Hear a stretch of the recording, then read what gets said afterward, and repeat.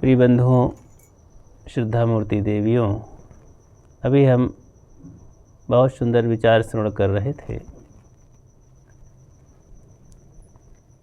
जीवन में हम क्या करें कि जीवन शुद्ध हो जाए, हल्का हो जाए, सुख मिले, जीवन से भार उतर जाए। क्या करें, कैसे करें? और संसार के सभी मनुष्य, क्या सभी जीव सुख चाहते हैं। अब सभी प्रकार के शरीरधारी जीव तो दुख को नहीं दूर कर सकते हैं। औरों में संभावना नहीं है, मनुष्य में संभावना है। जहाँ पर संभावना है वहाँ पर भटकने की भी संभावना बहुत है। विपथ में चले जाने की संभावना है, बिगड़ जाने की संभावना है। हल्का होने के बजाय भार लाद लेने की संभावना है। ये भी समझ में आता है कि ज़्यादा भार सर में लाद करके ले करके कोई शिखर पर जाना चाहे तो बहुत कठिनाई है, मुश्किल पड़ेगा। हल्का हो करके सारे बोझे को, वजन को हम हटा करके सिर से और पहाड़ पर चढ़ें, शिखर पर जाएं, ऊंचाई पर, तो उसमें जाया भी जा सकता है। तो यहाँ पर संत गुरुजन जो कुछ बता रहे हैं, कुछ छोड़ने की और कुछ पकड़ने की। छोड़ना ज़्यादा है, पकड़ना बहुत थोड़ा है।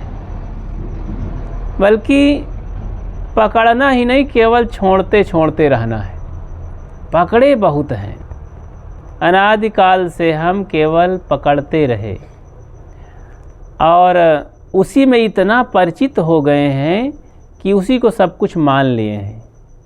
सद्गुरु कहते हैं अब अपरिचित चीज़ से परिचित होना है। जिसको कभी नहीं मित्र बनाए हैं उसे ही मित्र बनाना है। अब पुराने वाले मित्र सब बहुत जान पहचान लिए हैं, बहुत धोखा भी दे चुके हैं, बहुत परेशान कर चुके हैं। उनको हटाओ, उनका साथ छोड़ो। हम परिचित किससे नहीं हैं? दया, क्षमाशील, संतोष, धीर, विचार, विवेक, वैराग, भक्तिशील, ये जो हमारे सद्गुण हैं, इनसे हमने मित्रता नहीं किया। इनसे अपरिचित रहे, अपने आप से अपरिचित रहे। अपरिचित सदैव किससे रहे? मित्र किसको बनाए? काम, क्रोध, लोभ, मोह, राग, द्वेष, ईर्ष्या, घृणा, वैमनस्यता, संसार की तमाम चीज़ों से, जड़ चीज़ों से, इनको हमने खूब मित्र बनाया। इनसे सुख पाने की आशा रखे और इसी में खूब खुश रहने का और साथ में रहने का प्रयास किए। लेकिन सब धोखा होता रहा, सब धोखा। कुछ अपना बन ही नहीं पाया। अंततः हाथ मलते मलते, पछताते पछताते यहाँ से चले जाना पड़ता है, जबकि यहाँ से संतुष्ट होके जाना चाहिए। साहब ने तो कहा, आए हैं सो जाएंगे, राजा रंग का फ़कीर, कोई सिंहासन चढ़ चले, कोई बंधे जात जंजीर। और मुआ है मर जाओगे, मुए की बाजी ढोल, ऐसा होय के ना मुआ जो बहुर न मरना होए। तो ऐसा हो करके हम यहाँ से जाएं कि फिर से ना मरना पड़े, पछताना ना पड़े। मरना क्या करे, मेरी मरे बलाए। मरना था जो मर गए, अब क्या मरने जाए। तो अपना जो बला है, दुखदाई चीज़ें हैं, दोष है, विकार है, वो मर जाए तो क्या मरना है यहाँ। सद्गुरु विशाल देव एक दिन अपने शिष्यों में कहने लगे कि अरे भाई, कल्याण क्या है। सद्गुरु विशाल देव बाराबंकी क्षेत्र में एक महान पुरुष हुए, मुक्त पुरुष। तो वे कहने लगे शिष्यों में कि देखो, कल्याण क्या करना है, मुक्ति क्या चीज़ है। अरे सब कुछ जो कुछ पकड़े हो सब छोड़ दो, सब अपनी भाषा में कहते थे सब बिगाड़ दो, तो बस यही मुक्ति है। तो सद्गुरु श्री प्रेम साहब उनके परम शिष्य रहे, तो हंसी करने लगे कि हाँ साहब, घर द्वार बिगाड़ दो और जो कुछ है अपना भोजन पानी सब बिगाड़ दो, रहना बसना सब बिगाड़ दो। कहे ना, अरे भाई अब ये हमें परेशान ना करो, सब जानते हो। मतलब बिगाड़ने की बात, छोड़ने की बात क्या है? जो विकारी तत्व हैं, जिनसे हमें धोखा हो जाता है, जिसमें बंधन बनते हैं, तो उन्हीं सारी चीज़ों को जब निकाल देते हैं जीवन से तो शुद्ध माल बचता है। इस पर एक उदाहरण याद आता है। एक गांव में कार्तिक महीने में कुत्ते बहुत लड़ा करते हैं, आपस में झगड़ा करते हैं। तो लड़ते लड़ते इतना तेज़ी से लड़े कि पास के कुएं में गिर गए। 2 कुत्ते गिर गए और उसी में डूबकर मर गए। तो लोग सुबह सुबह गए जब पानी भरने, कुआं का ही पानी पीते थे। गांव में एक ही कुआं था, इसीलिए सुबह सुबह जाना हुआ लोगों का वहाँ। देखे कि अरे कुएं में तो कुत्ते मर गए, ये तो लाश बन गए, ये तो पानी अशुद्ध हो गया। तो लोगों को बड़ी घृणा हुई कि पानी कैसे पिए, गंदा हो गया कुआं का पानी। जब कोई अन्य जानवर गिरता है तो उसमें ज़्यादा अशुद्धि महसूस नहीं होती, लेकिन जब कुत्ता मर जाता है तो ज़्यादा लोगों को अशुद्धि महसूस होती है। तो उनको बड़ी घृणा हुई।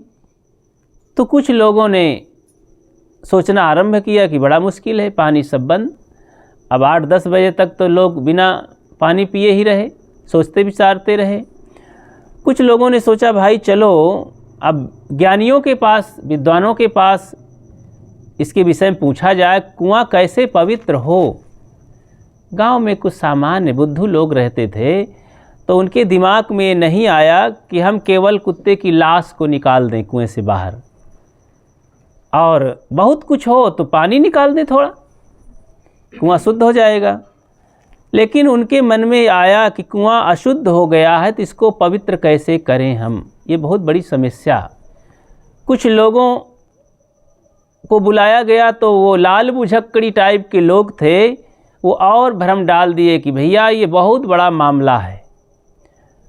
जैसे कोई माँ बहन बेटी जब जाती है समाज में तो पुरोहित बाबा रहते हैं, कुछ कथाकार लोग होते हैं, कुछ ज्योतिषी लोग होते हैं, कुछ योगी लोग होते हैं। उनके पास भोले भाले लोग जब गए तो अपनी समस्या को सुनाए तो समस्या को और बड़ा बना देते हैं कि अरे भाई ये तो ऐसा मामला है, कोई छोटा मोटा नहीं है, ये तो बहुत बड़ी समस्या है, इसमें इतना खर्च लगेगा, इतना पूजा चढ़ाना पड़ेगा। तो वैसे ही वहाँ पर कुछ लाल बुझक्कड़ी लोग, भोले लोग समस्या को बड़ा कर दिए कि भाई ये मामला तो बहुत है, कुत्ते की लाश का मामला है, कुआं इतना शुद्ध हो गया है कि ये थोड़े में शुद्ध होने वाला नहीं है, तो इसमें तो गंगा जल डालना पड़ेगा और इसमें बहुत से लोगों को दान दक्षिणा देना पड़ेगा, ब्राह्मण पुरोहित खिलाना पड़ेगा, भंडारा करना पड़ेगा। बहुत सारा मामला बताए तो लोग बहुत परेशान हो गए कि हम लोग गरीब हैं, कैसे करें, क्या करें।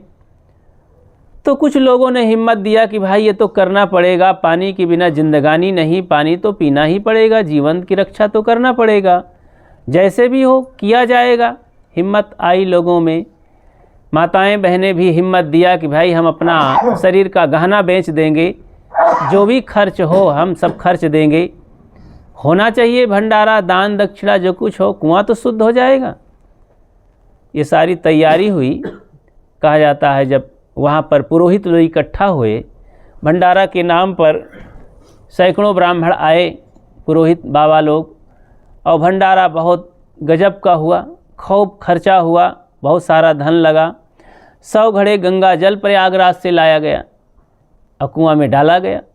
बहुत मंत्र उच्चारण हुआ, पवित्र करने के लिए मंत्र चाहिए। अब पंडित जी खूब हवन तर्पण करेंगे, खूब मंत्र बोलेंगे, तभी तो कुआं पवित्र होगा, और तो हो नहीं सकता। कि हो सकता है? मंत्र के बिना कैसे आखिर शुद्ध होगा? तो सब कुछ हुआ। गांव के लोग ये देखे कि पंडित काफ़ी मेहनत किए, जो पुरोहित वर्ग था बहुत मेहनत किए, काफ़ी मंत्र उच्चारण किए, धुआं धक्कड़ भी खूब हुआ, बहुत हवन हुआ ना, बहुत सारी सुगंधी फैली, दान दक्षिणा भी सबको एक एक सोने के सिक्के दिए गए तो बहुत दान बढ़ गया और खूब खाए पिए, पत्तल फेंका गया, कुत्ते भी आकर खूब चाटे और कीचड़ हो गया मोहल्ले में। चले गए शाम को। सब मन में सोच रहे थे कि कुआं तो शुद्ध हो गया होगा, खुश थे, इतना बड़ा काम हुआ कर्मकांड का, कुआं तो पवित्र हो गया होगा ना। तो इतने में एक महात्मा शाम के समय से सड़क सड़क आ निकले। अब वही सफ़ेद वाले रहे, तो शायद कबीर साहब के विचार उनके कान में पड़े थे। वे विचार विवेक करते हुए आ रहे थे तो एक सज्जन बोले कि महाराज कहाँ टहल रहे हैं, अंधेला कर डाले हैं, अभी अभी बहुत गजब का भंडारा हुआ है और वहाँ बहुत दान दक्षिणा बाँटी गई, आप कहाँ थे? वहाँ भोजन भी मिल जाता, दक्षिणा भी मिल जाती।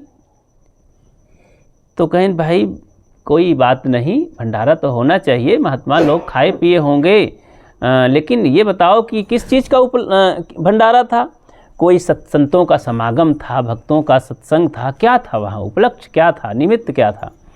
अरे बोले महाराज कुआं में कुत्ते गिर गए थे, तो उसी के उपलक्ष्य में ध्येय में ये सब किया गया है, सारा कर्मकांड, भंडारा, यज्ञ, दान, पुण्य। तो बोले अच्छा, ये बात समझ में नहीं आती है। और 4 से 10 लोग आ गए। बोले अरे महाराज आप नहीं जानते हैं, ये बहुत बड़ा काम हुआ है, बहुत बड़ी समस्या का समाधान हुआ है।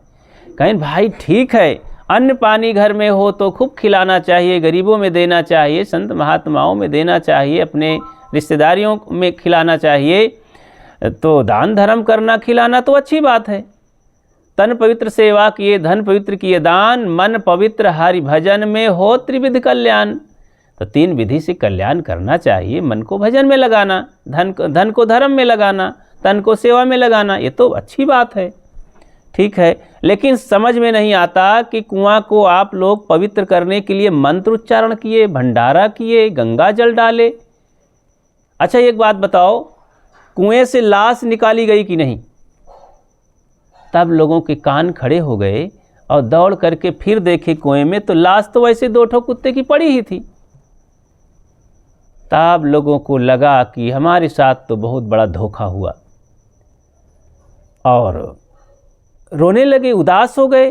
महात्मा जी ने कहा देखो भाइयों, यही धोखा आज नहीं तुम लोगों के साथ, मतलब भोले भाले अज्ञानियों के साथ सदैव से धोखा होता आया है और बड़ी खुशी खुशी दिन दहाड़े तुम लोगों को लूटा गया है, जैसे आज ये लूट लिया गया है। घर के गहने तक नहीं बचे तुम लोगों के और दिन दहाड़े डकैती हो गई, तुम लोग समझ नहीं पाए हो। वैसे ही अभी अशुद्धि गंदगी पड़ी है कुएं में, 1 पैसे का लाभ नहीं हुआ है और लाखों रुपए खर्च कर दिए गए कर्मकांड के माध्यम से। शोरगुल खूब हुआ मंत्रों का उच्चारण कर्मकांड में। तुम लोगों के अंदर इतना भोलापन है, बुद्धूपन है कि विश्वास भी हो गया है कुआं शुद्ध हो गया है, लेकिन जब आँखों से देखो तब मानोगे, प्रत्यक्ष के फिर बाद प्रमाण कहाँ ढूंढोगे? जाओ देखो अशुद्धि है। सब रोने गिड़गिड़ाने लगे, महाराज जी हम तो ठगाए गए, अब क्या करें, कैसे करें, हमारे भाग्य में यही था। महात्मा जी ने कहा नहीं, दुर्भाग्य में था, तुम्हारे भाग्य में नहीं था। कोई बात नहीं, चिंता न करो, अब मैं आ गया हूँ। महात्मा जी अपना कपड़ा उतारते हैं, थोड़े कपड़े में हो जाते हैं, रस्सी मंगाते हैं, 2-4 नौजवानों को तैयार करते हैं। कोई बात नहीं, चलो इतनी सेवा तो मैं ही कर सकता हूँ, कोई कुछ लगने वाला नहीं, पैसा धन भंडारा भोजन, मुझे तो आज भोजन भी नहीं करना है, लेकिन तुम लोगों का काम करना है। कुएं में उतर जाते हैं रस्सी के सहारे, 2-4 लोगों को कहते हैं आइए नीचे उतर आइए, उन कुत्तों की लाशों को रस्सी से बांधिए और खींचिए ऊपर और 3 किलोमीटर बाहर नाले में जाकर फेंकिए इनको। तो जब ऐसा कहे तो कुत्ते निकाल लिए गए लाश को और कुएं का पानी आधा घंटा 1 घंटा खींचे, 4 से 10 ड्रम पानी बाहर निकाल दिए। महात्मा जी बाहर निकले, काफ़ी थक गए थे और फिर उसी पानी का स्नान किए और उसी पानी को फिर पी लिए। बोले देखो अब एकदम पवित्र पानी हो गया, इसमें कोई अशुद्धि नहीं है, नीचे से पानी आया, पानी बिल्कुल साफ़ है, इसमें कोई गंदगी नहीं, कोई बैक्टीरिया नहीं, कोई बदबू नहीं। सब लोगों को बड़ा साहस आया, बड़ी खुशी, बड़ी हिम्मत जगी और अपार खुशी मिली कि महात्मा के द्वारा कुआं भी पवित्र हो गया, किसी का खर्च नहीं लगा, कोई बल बुद्धि नहीं लगी अलग से। कितना सरल उपाय था, लेकिन हम लोगों के इस बुद्धूपना में सारा घर का धन चला गया और कुआं भी गंदा पड़ा रहा। तो बंधुओं, इस दृष्टांत से शिक्षा लेना है कि हमारे हृदय रूपी कुआं में, ये हमारे हृदय अंतःकरण रूपी कुएं में राग द्वेष अज्ञान के कुत्ते इसमें मर गए हैं, सड़ गए हैं, इसीलिए बदबू आ रही है, अशुद्ध हो गया हृदय। जब तक हृदय हमारा शुद्ध नहीं होगा तो तब तक ये अंतःकरण में वो शुद्धि, वो जागृति, वो स्वरूप ज्ञान, स्वरूप स्थिति आ नहीं सकती। साहब ने कहा, दर्शन को दिल चाहिए तो दर्पण मांजत रहिए। ये मन, हृदय रूपी दर्पण, मन रूपी दर्पण को साफ करने के लिए यही उपाय है कि विकारों को हम निकालें। जो कुत्ते सड़ रहे हैं राग द्वेष और अज्ञान विकार के, इन कुत्तों को हम सीधा निकाल दें बाहर, और कोई इसके अलावा दान धर्म पुण्य भंडारा बाहर करने की ज़रूरत नहीं है। तीर्थ मूर्त गंगा मैया में स्नान करने की ज़रूरत नहीं है। यज्ञ हवन भागवत की कथा बैठाने की ज़रूरत नहीं है। पुरोहित बाबा को बुलाकर कर्म कांड और होम अज्ञार करने की ज़रूरत नहीं है। ये सब कर्म कांड हैं। जीवन में उन्नति होती है ज्ञान कांड से, कर्म कांड से नहीं। ज्ञान के माध्यम से हमें बोध मिलता है, और ज्ञान मिलता है सत्संग में। इसीलिए सत्संग का महत्व सभी ज्ञानी पुरुषों का ही अनुभव है। तो बिन सत्संग कुमति नहीं छूटी, बिना सत्संग के कुमति माने खराब बुद्धि नहीं जाती है, सुंदर बुद्धि नहीं आती है। तो सत्संग की ज़रूरत, सत्संग से मिलता है ज्ञान, ज्ञान का आचरण करो तो होता है बोध। जैसे भोजन खा लो तो बोध हो जाता है, भाई हम तो तृप्त हो गए, भूख मिट गई, बहुत अच्छा लगा भोजन, बोध हो गया है, अब ज़रूरत नहीं है, पेट भर गया, बोध हो गया। तो सत्संग से मिलता है ज्ञान, और ज्ञान का आचरण करने से होता है बोध। और जब उसी बोध में रहो तो उसे कहते हैं रहनी। तो सद्गुरु कबीर विचारधारा में कहते हैं, ज्ञान बोध रहनी संपन्न संतों के पास जा कर के इसका उपाय मिलता है, किसका, जीवन को पवित्र करने का उपाय। तो जीवन हमारा शुद्ध कैसे हो, मनोविकारों को निकाल करके जो हृदय में राग द्वेष अज्ञान विकार के कुत्ते सड़ रहे हैं, इनको निकाल दें और फिर इनकी जगह अपने आप स्थान बना लेते हैं सद्गुण सदाचार रूपी पवित्र ये देवता, ये सुगंधी, जिनमें सुगंधी निकलती है, जो एक तरह से एंटीवायरस हैं।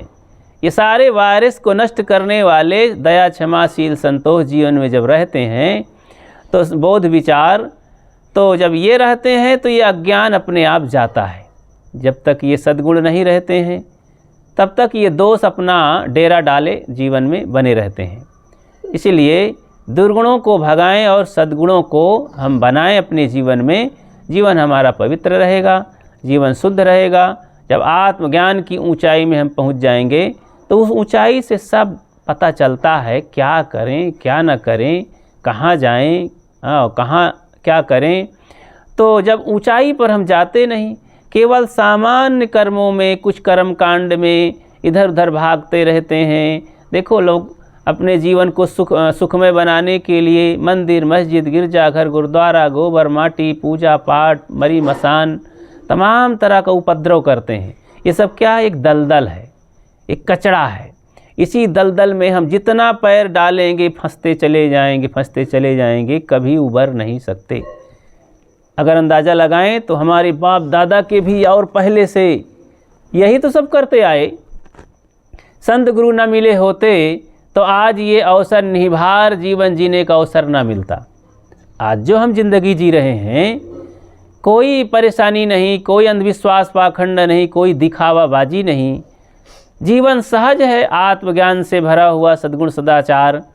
और जो वर्तमान में मनुष्य हैं, इन्हीं में देवी देवता हैं, ऐसा जान करके इनके साथ सुंदर बर्ताव करते हुए, सामान्य प्राणियों में दया का भाव रखते हुए, सेवा का भाव रखते हुए बड़ी सरलता से ज़िंदगी जी पा रहे हैं। अगर ये संत गुरुजनों का ज्ञान न होता, सदगुरु कबीर विचारधारा के अनुसार और वैज्ञानिक चिंतन के अनुसार, तो हमारे जीवन में भी वही कूड़ा कबाड़ भरा रहता। तो जहाँ कूड़ा कबाड़ होता है वहाँ गंदगी तो होती ही है।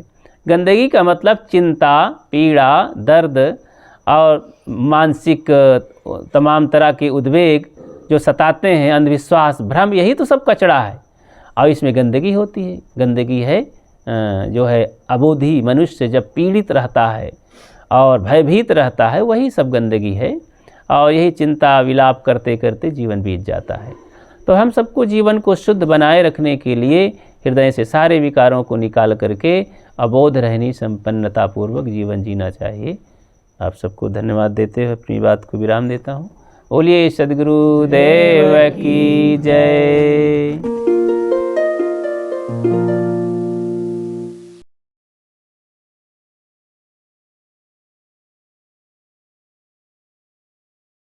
पानी में मीन प्यासे, मोहे सुन सुन आवत हाथे। पानी में मीन प्यासे, मोहे सुन सुन आवत हाथे।